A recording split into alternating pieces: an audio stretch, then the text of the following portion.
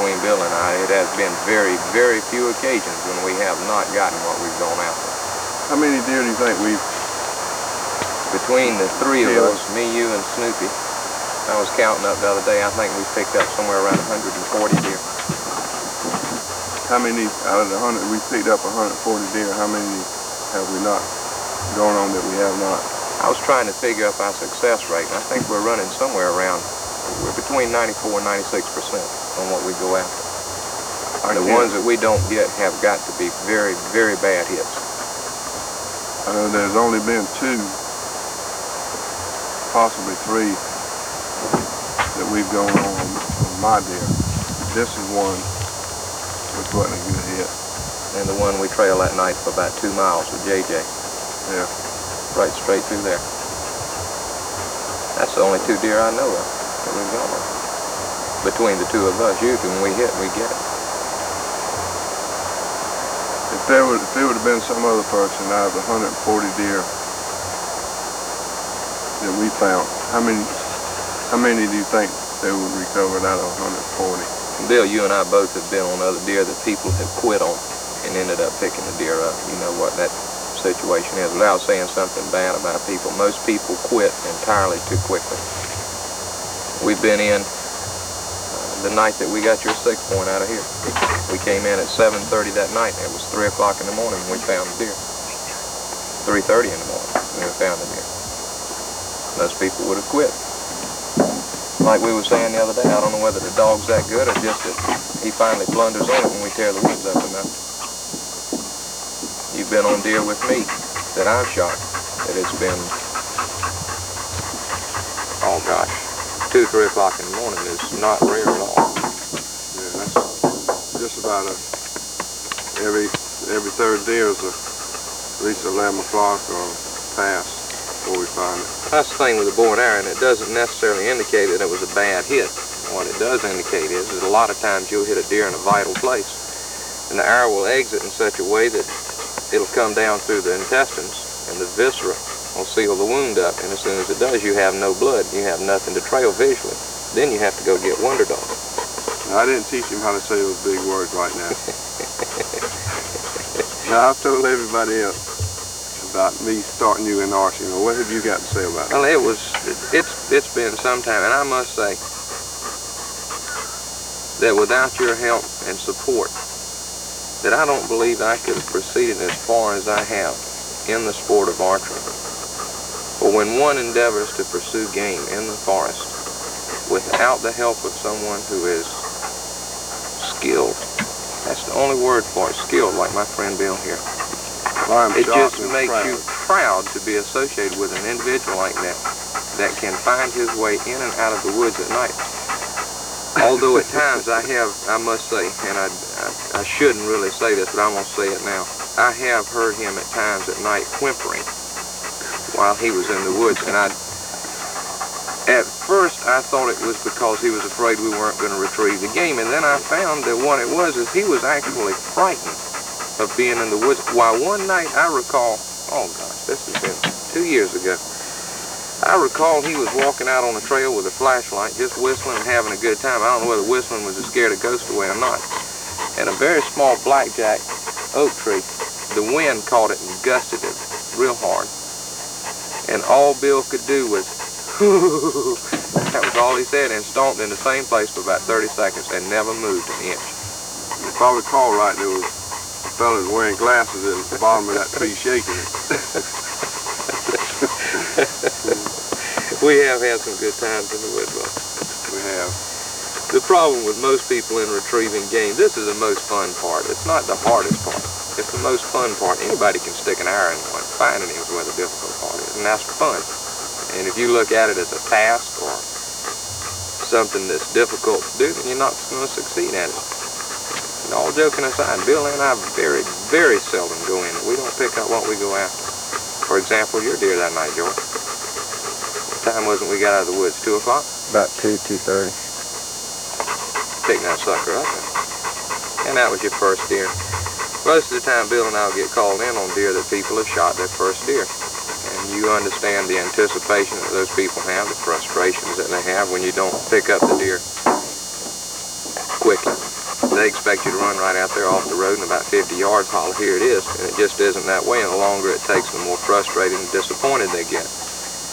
And what Bill and I have done, honestly, in the past few years, is I think we've gotten people to stay into bow hunting by having them avoid the frustration of not getting a game. Yeah, most people normally would have gotten out. You know, if they keep shooting deer and can't find them. And that's one thing we like to stay on. Somebody like George, that first deer you shoot, if you lose it, you get very disgusted, frustrated. You know, and it makes a big difference if you find it. Well, people think you and I are out to kill everything that walks by us. How many deer have you put people on in the last few years that have killed off of your stands? Nice deer. George, for one. Yeah, there was 5. Well, in the last 3 years, there's been, well, 6. JJ's killed deer. 2. Jarvis has killed 2, 3. That's 5. Tommy's killed 1. 6. Shot another one. George has killed 1. That's 7. Bobby's killed what, 2? 2, and shot another one, couldn't find. That's 9. Well, David, tell me the story about the big buck that y'all had to jump on. That's embarrassing. I really hate to get into that. But since you pressed me so hard, I will go ahead into it. I had a friend that called me somewhere right back in the same locale here. As I recall, it was back about 200 yards from here, 100 yards. He come out, it was just a puddle of nerves is the only way to describe it. He was really shaken up. It's the largest deer he'd ever seen in his life. Said it had a racket at least this big. Called me when he couldn't find blood. His bottom lip was quivering. And he was almost in tears. And I was moved. I was really moved by the situation. So I brought the black dog here. We brought him in and turned him loose, and I mean like a streak of lightning, he was gone. The gentleman and I fell in behind the deer. When we ran real hard behind the dog, all of a sudden, there's arrow laying in the dirt. Pick it up, and the arrow had penetrated just about that far. It was a good hit, but in a bad location. He had come down inside of the shoulder blade, but had not got into the chest cavity. Essentially, all it would have been was like a flesh wound to you or I, but enough to debilitate the deer to the point that it could not escape a fast dog. The friend started cussing. I was embarrassed, and just generally showed his butt, said, you know, call the dog off. He said, there's no need to go any further.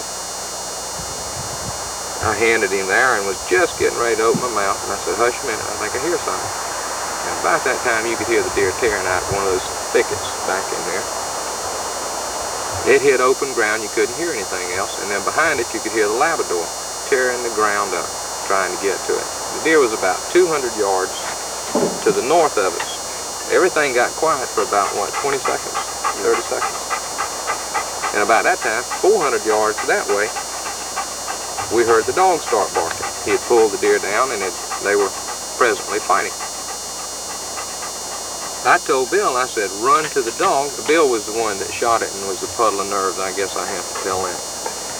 I told Bill to hurry and get to my dog. Since I have had a back injury, I can't keep up with him, and he's substantially larger than I am. I said, go to the dog quick. I said, the deer's strong enough, he'll hurt my dog. So Bill starts running, and in his hand, he had my safety rope, which is about an 8-foot rope. He got about 200 yards ahead of me and stopped and waited on me. When I got up there, he had taken that safety rope and had made a loop in it. And as I approached him, he said, I'm going to lasso the deer. I was speechless, literally. I told him I could not imagine any individual wanting to put a deer on a short leash, because he would not be able to turn loose of that leash whenever he wanted to. Bill had a puzzled look on his face, smiled, and then proceeded to run. And I told him, I said, cut me a green stick about that big around and about that long, and I said, I'll whack the deer across the top of the eyes, and it'll stun him, and then we can cut his throat when we get up there. Does he listen? Has he ever listened? No. He picks up a rotten log about that big around and about that long. We get up to within, I guess, about 70 yards. Now, if I'm telling lies, at any moment you can step in and correct me. Since we're filming this and documenting, putting in historical information, if you correct me so that we'll have all the facts right. There's only been one thing wrong so far. What was that? You guys' directions mixed up. He said 400 yards back this way. No, I said 200 that way and 400 back this way. Oh, okay. I thought my left compass on. At any rate, we get up to within about, I guess, 60, 70 yards, and we could see the deer, and we could see the dog. The deer was very healthy. He was hooking and running at the dog, and they were in the wide open, I beg your pardon. Beep. They were in the wide open. So Bill and I proceed on up there. And Bill, I felt, essentially being a sane individual, would know how to handle himself around a wild animal in the forest. We closed to within about 30 yards. The dog was right in front of the deer's face, barking 90 miles an hour, steady jumping at the deer. And when we came in, the dog even got more excited, wanting to close and fight. And the deer would run at him and hook, and the dog was trying to find his opening to get there. When we got about 30 yards away, the deer happened to catch us out the side of his eye, looked, turned, and started to run, 90 miles an hour. I hollered to the dog to get him. When I did, the dog sailed in and grabbed him right in the rear end. The deer shook loose. When it shook loose, the dog ran after it again and was jumping up on it, putting his feet on its back and biting it all the way down the back until it reached his neck and threw the deer down. The dog was running so fast he couldn't stop, and he passed on by the deer. Bill and I had followed the race on foot and was about probably 50 yards from us where the deer went down. The deer got back up immediately. When the dog circled back around, the deer made a run at the dog. The dog grabbed him and threw him down again. At which point, while he was on the dirt, my friend here took the rotten log, which should have been a green stick, and whacked him across the top of the eyes. I'm here to tell you, the deer didn't even blink. Did not bat one eye. Did not even pay it a bit of attention. At which point, a large type person here had a stunned expression on his face and backed up. I thought he had enough sense then to stay off of this wild animal. No. What happened next? The dog, with the deer having its attention on Bill, jumped the deer again and threw it down. When the deer went to get back up, Wild Man here sailed on him like a total maniac. Grabbed him by his horn. And I'll say now, if you're going to jump on a deer the way he did it is the way to do it. He had him down. Dirt flying, leaves going, deer's legs kicking. We've talked earlier today about the responsibilities of one friend to another. And in this situation, when Bill sailed on the deer, I never questioned the sanity of it at that particular moment. All I saw was a friend on the ground, hung up to something he wasn't going to be able to turn loose. So with total disregard to my own personal safety, I dived in right on top of the deer, shoved my leg in between its hind legs so that it couldn't kick me, and laid my head down on the deer's body so his horns wouldn't jerk back in my face, and stuck him with a knife in the throat. When I did, I hollered, "It's done," and rolled back off the deer. Bill turned loose and rolled away himself. The deer got back up. Of course, blood was pouring, and the deer was going to be dead very shortly. Tried to run. Bill was going to run him down again. The dog ended up catching the deer and throwing it down. And the deer was dead within about, I guess, 10 seconds after I stuck him. As we stood there, both of us, realizing the insanity of the moment, I took the time, which you always like to enlighten a friend so that in the future he won't be endangered when he's not around you and you can't be there to protect him, and ensure that he does not do something so silly and insane that he gets himself hurt alone without somebody there to protect him. I told him, I said, next time that we come up on something, you stand behind my right shoulder and don't you move. If for some reason what I'm looking at, I say catch, you sail in there and you catch it. If I don't say catch, you stand right there and just watch the scenery as it goes by. The boy has total disregard for his own safety. That's a, you know, would you like to correct any of the information there? That's pretty accurate account? Yeah. The deer weighed 149 pounds, did have a substantial rack to him, and was very strong when he was sailed on. That's just one of the things that we've been on. We caught an alligator one day, which I like the term "we." It's like he's got a mouse in his pocket or something. That's an interesting story. Would you like to? Yeah, but Say I something on think that? that is real good follow-up. In a situation where you've just seen that, in total disregard for my own personal safety, I jumped in and assisted a friend. Bill and I came across an 8-foot alligator laying in the road one day. And I'll show you how well he backs up his friends. So if at some future date you want to depend on him for something, you'll know just what his limits are. I told Bill, I said, well, the alligator looks like it's dead.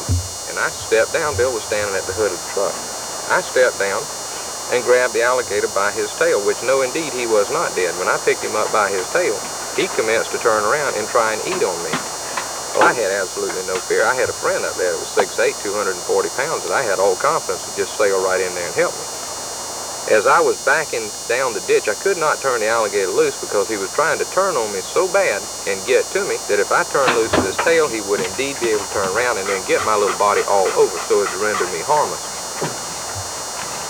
So as I backed out and finally the gator calmed down enough where he stopped trying to turn on me, I looked up to see where my friend was. Lo and behold, there he is on his knees at the hood of the truck, laughing so hard that tears are rolling down his cheeks. The support that I thought I had was no, indeed not there. So I dragged the gator around to the back of the truck, all 8.5 feet of it, and down. Told Bill, I said, here, you hold the harmless end. So I walked the tail around and handed it to Bill. Now this is a large individual. When I handed the tail to Bill, I went around to the front of the alligator and was slapping him on the top of his nose so that he would snap at me. And when he snapped, I was going to grab his jaws, which indeed I did do. I grabbed his jaw and held his mouth closed. So there this guy is, a large, tight person on the rear end of the alligator that is totally harmless, could not do anything to you.